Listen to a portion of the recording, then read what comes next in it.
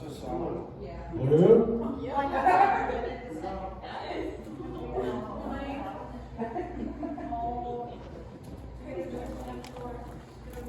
Thank you all for coming. I want to talk first. I want to talk about Amy, the one that's walking around, and I want to be sitting right here so I can talk about her. I want to appreciate Amy because she's pretty much set up the schedule for this stuff, which is awesome, and it's really taken a lot of weight off my shoulders. But she's also taken these over when I'm not here too, so that's, I just want to say thank you.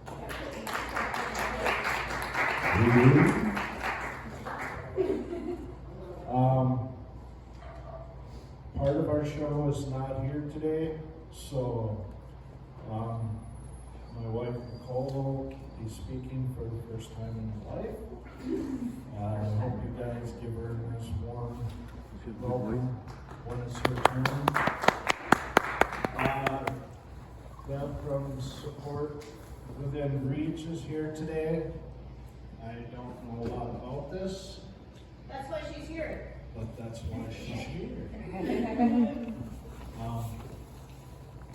I'm gonna let her take this over, and when she's done, I will be talking about where the suicide groups and suicide awareness will be going in the future. And Nicole will be talking about suicide groups in general, and Steve will be talking about everything in general. So. But for right now, this young lady is going to talk about this stuff here, so I'll let her have it. Hello, good afternoon. I am Beth and I am from Support Within Reach. This is my second presentation today, not on this, but I did preschool presentations this morning, so I've been running around like crazy, and I have a Zoom meeting at 12:15, so I've been running around since I got to work this morning, but that's typical, because I am a crazy person when I get to work. I don't quit until the end of the day. But I work for Support Within Reach. I was the outreach coordinator, but I am now the court advocate and the sexually exploited youth coordinator. So what Support Within Reach is, let's kind of talk a little bit about what we do. Let's see if I can get it to, how do I get it to move? I don't know how to use that right now. Harry! Throw Or if it. you can just, Throw it. Throw it. It might work. Use my- Battery's gonna be shaken up a little bit. I guess you just use the button. I'm sorry. I don't know. Sorry guys.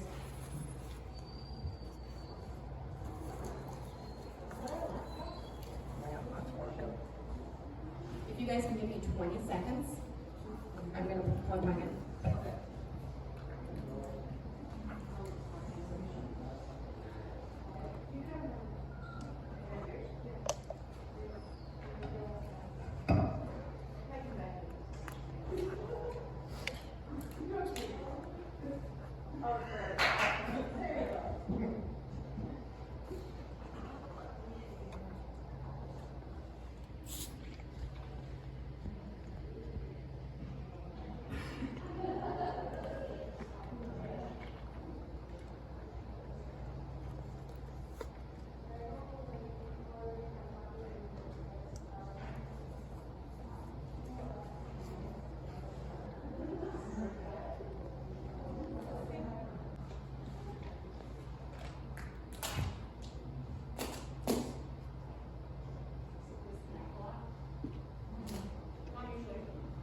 There you go.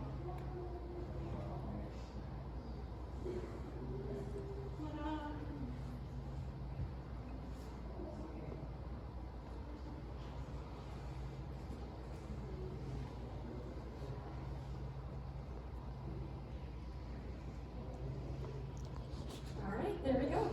See, look at that. Technical difficulties happen all the time, right? We just go with the flow. Okay, so what is Support Within Reach?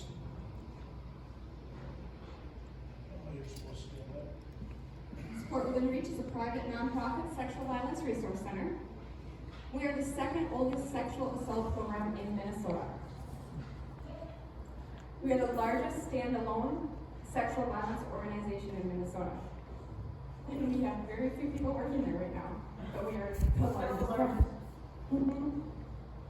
Our work is made possible by our volunteer board of directors, staff, volunteer advocates, and contributors.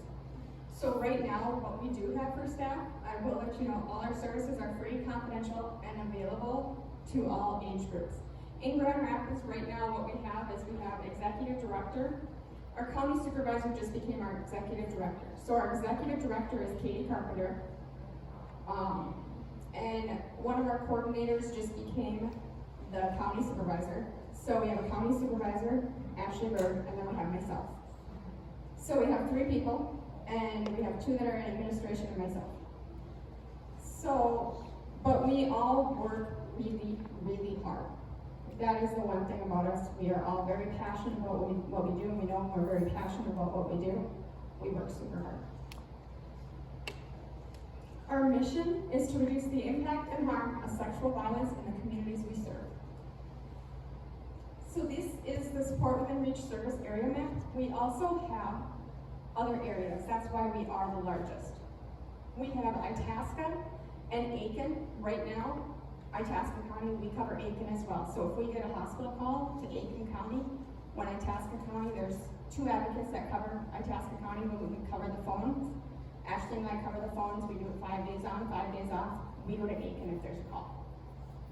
At Cass County, Hubbard County, Beltrami, Clearwater, and then Park Rapids.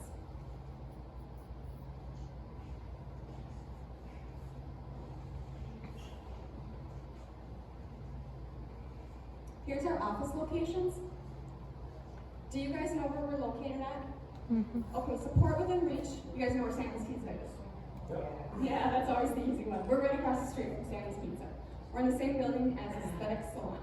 So you're right next door to Northland's administration building. Exactly. If you know where Northland's administration building is, you will find us. We are right next, and I'm right across the little street. So Northland is here, and then we are right there across the street, and right across the street from Sandy's on 9 Willow Lane.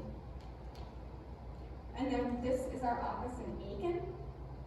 We are at 312 Minnesota Avenue North. It took me a long time to find it. The first time I had to find it. We are in the eye care building. Whenever you go to Aiken, you know that big building that says eye care building on that? And you can see it all the way across town when you go to Aiken. It's the one building that I say is the only thing you can see. That is where they're at in Aiken.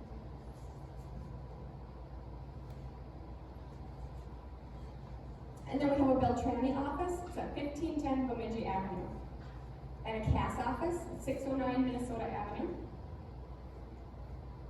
Clearwater office, 79 Spencer Avenue, Southwest Suite 1 in Bailey.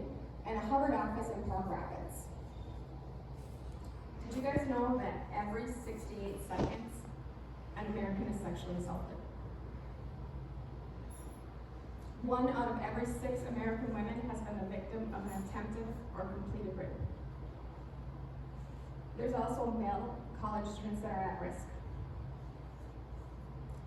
34% under age 12, 66% age 12 to 17. Of all victims under 18, 2 out of 3 of them are ages 13 to 17. I can tell you right now that 75% of my clients are 12 and under. Child victims often know their perpetrator. 93% people that are raped know their perpetrator. And that is a huge fact that a lot of people don't know. They think that the perpetrator is not knowing that they are. 7% are strangers, 59% are acquaintances, 34% are family members. So here's our services. We have a 24-hour crisis line, and that is staffed at all times. We wake up in the middle of the night and we answer the phone. It goes, what you do is you call and it goes to a phone service, and the phone service calls us, and we get up and we go. If we have to go to the hospital, we call law enforcement. If law enforcement is called, if they call during the day, we go to the hospital during the day. They'll call that crisis line, and then the crisis line calls us at the office. Or if somebody just just needs to talk. We get up and we talk. I've had people call me at 2 in the morning and I've gotten up and just talked. We have basic one-to-one peer counseling. We don't really like to call it counseling because we are not counselors, we're not therapists, and we don't want to look in as therapy. Because we're not able to do that, we do have a book that we work out of that was set up by a therapist, helped us set it up. And I do work with students at schools. And we offer follow-up support after everything has happened. We accompany to the SANE exams. Does anybody know what a SANE exam is? Nope. Okay, it's sexual assault nurse exam. So what that means is, it's not always a SANE exam when they go to the hospital. It has to be done by a SANE nurse, somebody who's qualified. They're called sexual assault nurses that are qualified to actually do the exam. Otherwise, an emergency room nurse will do it, and they need us to help them walk through it. And it's a very detailed exam.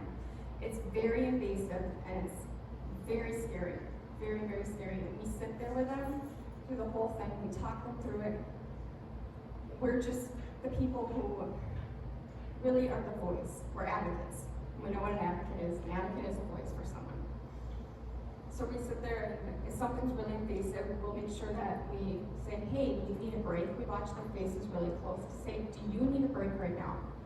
Do you not want this done? We tell them everything that's going to happen before it happens, and they decide if it's going to happen.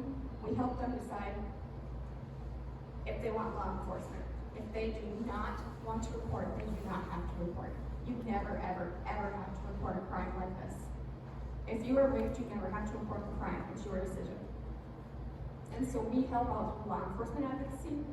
We can keep track of what's happening during that process. We can call, we can talk to investigators. The investigators will call and talk to us. We have really, really good relationships with law enforcement. Not always something I thought I would say, I'm gonna be honest. And that's what some of us always say, right? I thought I have really good relationships with law enforcement. We drive enough the women at it all the time now, they all know who I am. And it's because we have extremely good relationships with them. They come in, they talk to us. We have partners with certain ones, 2 or 3 of them. And we talk with them, we make sure that they know exactly what we need, and they don't come into that medical exam at all. They do not come, they don't get called until that medical exam is done, or at all. If there is a kid to be picked up, we have that victim out of there if they do not want to report it before law enforcement is called. We make sure that that victim has their rights protected at all times. We help out with prosecution advocacy through the lengthy court process. This is a really cool one. The victim does not have to go to court until they're required to go to court through a subpoena process, or we can sit through court with them. The other thing is that a victim always has the opportunity to meet with the prosecutor. And we can go in with them, we can set up that meeting with the prosecutor, we can sit through that meeting with the prosecutor, and we have really good relationships with the prosecutors as well. So that is something that is very good to know. We can also walk through the whole process of what is happening. Right now I have a 12-year-old who is going to be going through the process, and I have different ways that I can talk to a 12-year-old. I have comic strips that explain what's going to happen in court. And her mom did not want to talk to her about it, so I sat her down and talked to her about it. I'm the only person she'll listen to. So we talked about how that works. I'm going to tell you, it's so hard to talk to a 12-year-old about that. And when her mom cries, anytime she talks about it, that's what they need. They need an advocate who can talk to them. We do assistance in obtaining protection and restraining orders. We know how to write restraining orders and OFPs the correct way. They are very hard to write, very, very hard to write, but we've had training in how to write them correctly. And it has to say all over it, the respondent, the petitioner, the respondent, petitioner, and it's really confusing. But we have all of that training in exactly how to write them correctly. And we also will bring them to the courthouse and we will check up on them as well. Support groups, we don't have any support groups right now. Follow-up assistance, we'll follow up with our clients at all times. Referrals, we do a lot of referrals. And we do outreach. I do a ton of outreach, a ton of it. I love going around town. I used to say to my boss, I used to say, I get a high just from going around town. I get a high from going to places because I love people. I love going to places. Right now I'm working on something called Safe Bars, bringing this into the bars. Trying to make the bars safe to try and curb sexual assault and harassment in bars. That's the biggest thing I'm working on right now, and it is really hitting the ground running. It is really getting accepted in Grand Rapids. So we'll see how much further it goes, and we're really trying to get law enforcement on board as well, which they are. They're really on board because we don't want to step on their toes. Forms of sexual violence. There's child sexual abuse, molestation, stranger and non-stranger sexual assault, date acquaintance rape, drug-facilitated sexual assault, intimate partner sexual assault, sexual harassment, stalking, sexually exploited trafficked youth and adults, that's a big one that I work with, exposing, obscene phone calls, internet-related crimes and child pornography. I work a lot with that one as well. Here's the effects of sexual violence for the victim. It's important to remember that there is not one normal reaction to sexual assault. That's why it's a good idea to send them to us, because we realize that. Individual response is different depending on their personal circumstances. They have lowered self-esteem, confidence, and self-view talk. The reason why I'm going through this is because you guys might encounter someone that you see that doesn't want to come to us, and then you'll see this. There isn't a lot that I'm going to go through like this. This is just very, very basic. They might have flashbacks, emotional distress, fear, depression, anxiety, nervousness, self-blame, a lot of anger, shame, difficulty sleeping, post-traumatic stress disorder, and other mental health issues. And I know that Keesler deals a lot of this. Medical problems, like physical injuries, a lot of physical injuries. There's a lot of suicide attempts that we see. Gastrointestinal disorders. That's one that we don't always think of. Substance abuse, a lot of substance abuse. I see now with a lot of my clients. Sexually transmitted diseases and gynecological complications. And then we'll see some pregnancy too. That's one I haven't had to deal with yet, that I haven't worked with my clients. And I really hope that I don't end up working with that as well, although it is bound to happen. What we do is we work to restore normalcy in their life. That's the biggest thing that we do at Support Within Reach. We want to give them some normalcy. We provide the support and the assistance to give them some normalcy in their life. We are their voice, we're their advocates, the voice that they need. We provide support and options. We do not make decisions for people. Whether we agree with them or not, we do not make decisions for people. We empower them to make their own decisions, because what's the biggest thing you lose when you get raped? Assaulted. You lose your power. Completely lose your power. So we empower them to make their own decisions. So the biggest one that we do at the medical exam is that's the first place that we give people back their power. We ask them, what do you want to have done? We say, okay, here's what's going to happen. And what part of this do you want to have done? Do you want to not have these parts or these parts? That's why we give them the decisions, and then we give them the decision of whether or not to report.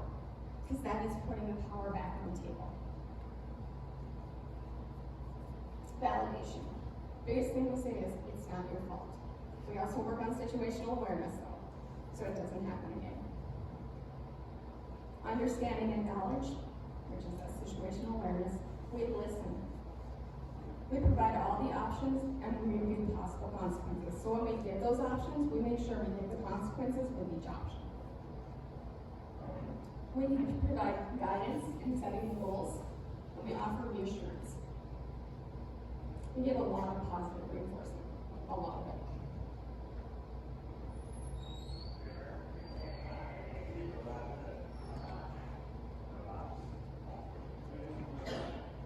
Okay, here are some additional services that we offer that people might not realize. And this is really cool. We have a SMART team. Does anybody know what our SMART team is? Have you guys ever heard of it? Okay. So in Itasca County, we have law enforcement, medical providers, prosecution, victim services, probation, and other other service providers. This thing is, this group that meets together monthly, they follow 8-step process to ensure the victim-centered response and protocols. Because what is the worst thing that happens? You call 911 and do they show up? If you're sexually assaulted, do they show up? What was another big thing that happened? We would be at the hospital and we call them to come get the kids and they wouldn't what? Show up. So we have this now where it's all coming streamlined into where everybody's working together. Because they were not working together before. And now everybody's working together. This team, Itasca County, has the hardest team to work together with. It's very hard. But Ashley has made this team fantastic. And they also do something called Let's Chat, where they go into the schools and they work with the kids. And everybody works together on bringing a presentation to the kids in 8th grade. And they talk about the problems and self-esteem and just a lot of different self-esteem issues that they have and what's happening in 8th grade, and but they all go together. This whole team goes together and does this. They have Maddie Adams on it, so they have prosecution on it, they have absolutely everything that you think that was on there.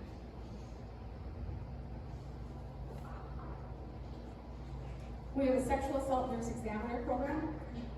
And this is as a result of the SMART teamwork. It covers Itasca and AP County. They respond to a hospital for ages 13 and up. There's a reason why we only respond to 13 and up. They are under 13 years old, 12 and under, go straight to Bemidji.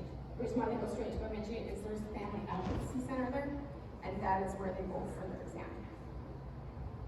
And they're not always available though. It's been really, really hard to get funding for the same program, so that's been the hardest part. And it's really hard to get a same nurse to always come to the exams.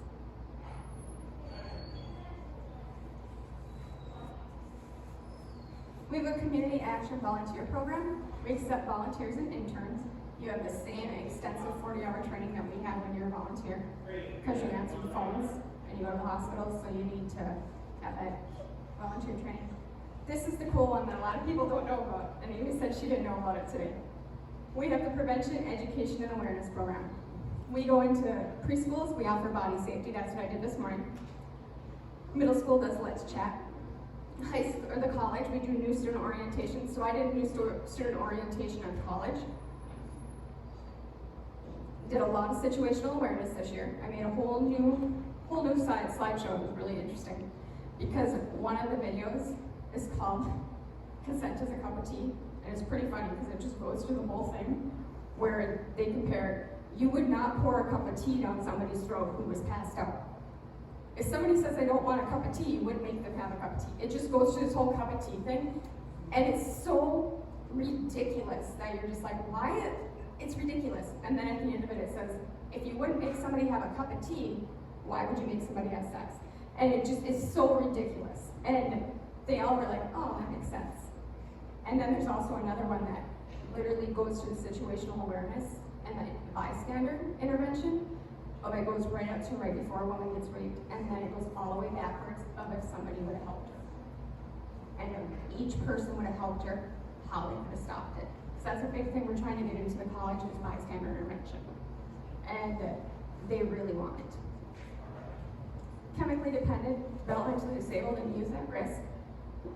Professional development related to issues surrounding sexual violence, community awareness, and other programs available as requested. So we go in anywhere to offer our programs. So we have the 2020 to 2021 numbers. Katie wasn't able to get the other ones that quickly today. The total contacts that we had were 3,032 in Bemidji. The new contacts were 109. Ongoing contacts were 1,505, and the participants were 48,853. We're going to do Itasca County. So the number of contacts that we had was 598. The new contacts, that means the new clients that we had. The new clients we had were 62 for the year. The ongoing clients, that means clients that we had throughout the year and they were ongoing, was 536, so they kept going. And they could have been from other years as well. And then the participants that we had throughout all of our programs, what that means is our presentations and everything else. So the presentations that we did was 8,510. we've been really getting our presentations out there.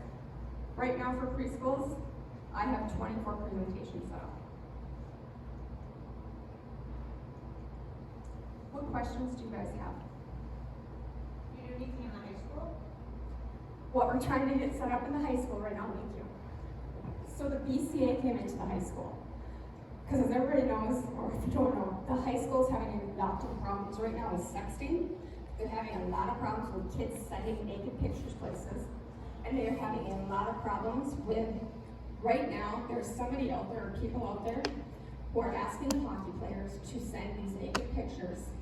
And then they are asking them for money to make sure they don't send them other places. We don't know where this is coming from or how it's happening. And then the teachers don't know how to stop Snapchatting, they don't know how to stop any of that. So the BCA came in and we're working with the BCA to bring a presentation into the high schools.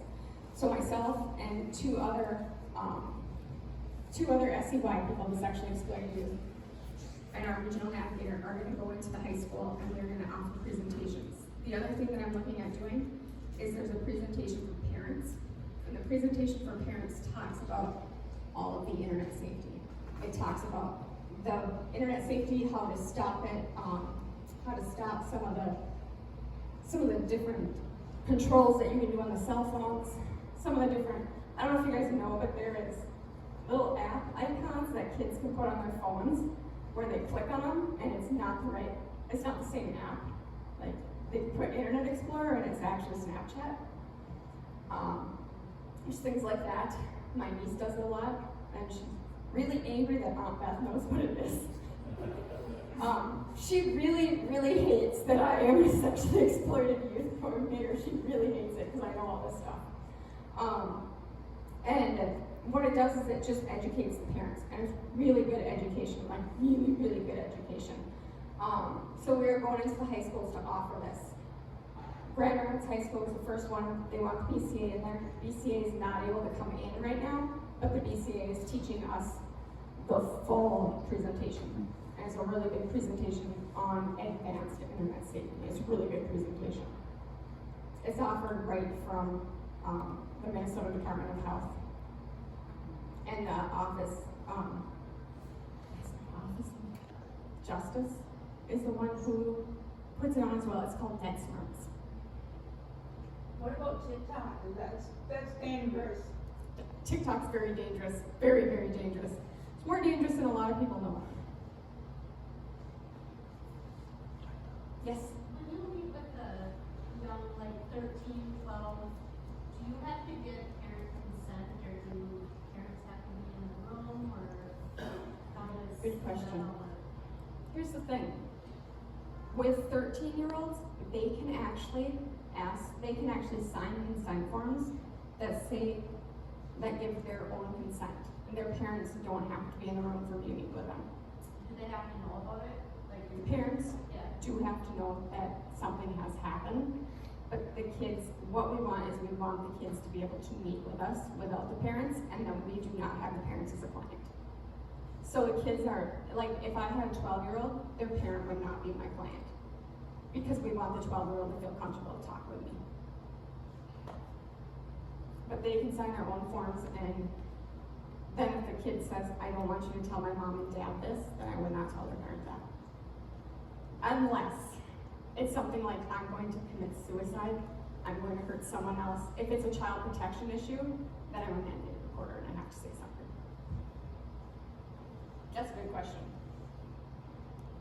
As far as like individuals having the choice of whether charges are pressed or not, so in the case of like a 13-year-old, that would be the case, right? If charges are not. A 13-year-old can choose. I know it seems like they would have to have charges pressed, but a 13-year-old can choose as well. We have different rules for mandated reporting than what it is in different areas. So I have had a 13-year-old that decided that they did not want to report and they did not have to report because it wasn't a family member. That was actually molested for my stepdad. Very sorry to hear that.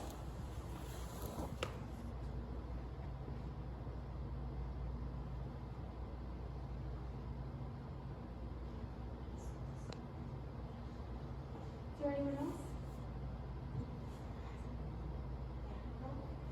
Thank you guys, I really appreciate it. Thank you for letting me come in.